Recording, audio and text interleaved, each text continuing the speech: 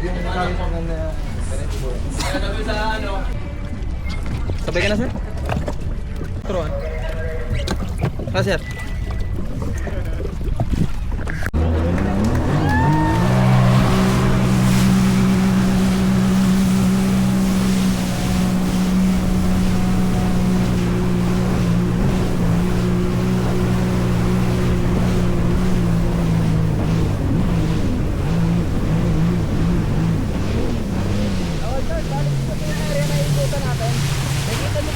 Flags na yan.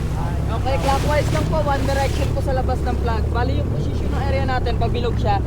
Okay, ikutan natin siya clockwise, one direction. Huwag po kayo magka-counterclockwise para hindi po magkasalubong. Distansya lang palagi mamaya sa kasabayan for safety. Kung may kasabayan kayo sa area, ha? Okay po, start and stop button dito sa harap. Engine stop po yung red. Engine stop yung red button. Okay, start naman yung green sa harapan.